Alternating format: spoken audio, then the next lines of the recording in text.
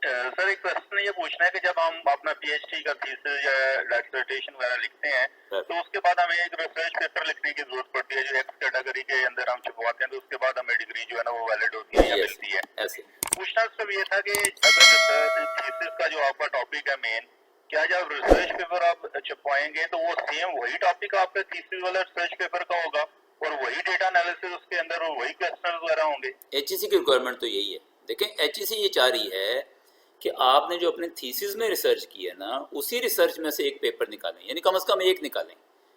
अब अगर आपकी रिसर्च ऐसी है जिसमें से ज़्यादा पेपर निकल सकते हैं तो आप कम से कम एक निकाल के तो थीसिस जमा कराने से पहले पहले छपवा लें। एचईसी आपके पेपर के लिए आपको अलहदा डाटा कलेक्शन या अलहदा रिसर्च प्रोजेक्ट बनाने के लिए नहीं कह रही। एचईसी की रिक्वायरमेंट यही है कि वो सेम पेपर हो, और उसके लिए वो सुपरवाइजर से सर्टिफिकेट भी मांगती है।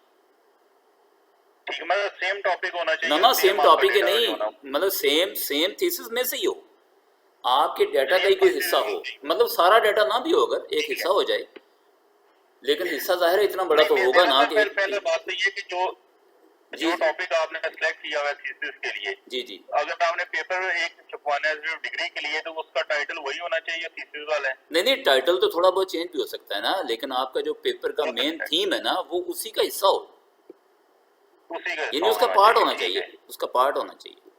अगर फुल ना भी हो तो उसका पार्ट हो। यानी फर्ज करें आप 10 वेरिएबल्स पे काम कर रहे हैं, तो पेपर आप 2 वेरिएबल्स का बना लें, ये 2 वेरिएबल वही होने चाहिए जो आपने उन्हीं 10 में से लिए।